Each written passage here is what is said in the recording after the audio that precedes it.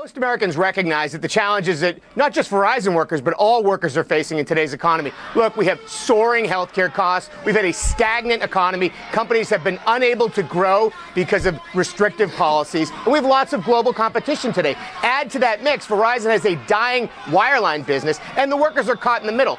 But most people recognize the distinction between those workers and the union leadership. And they see the union leadership increasingly as a special interest group, a group that's worried about what's in their best interest, not the employees, not the company, and not the economy as a whole.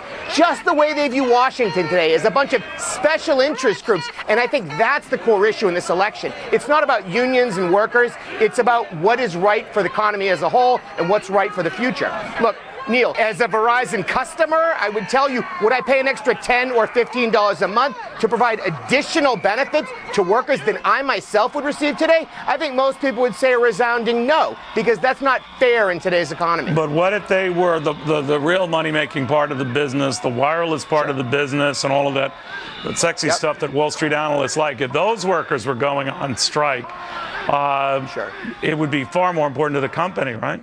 That's right. Look, these are dynamic businesses, and they require new skills, and the world is evolving very quickly, and workers are caught in the middle right now. And the unions are clearly very politically powerful, and perhaps they could use that political power and that might to help create growth policies that would help everyone, that would also lift the middle class. Perhaps those same unions could help put skills in those workers to train them for those telecommunications jobs of the future, rather than trying to protect those dying jobs. They have the skills for the jobs they have now. That includes Verizon Fios, of course, their internet service. That is a sexy part of the business, a promising, growing part of the business. But for some of the other new technologies in the wireless arena, they might not be prepared for that. I wonder, though, the 40,000 that are on strike, if all of a sudden people get an idea, we don't need you. We're surviving fine with these non-union workers doing your job, then what?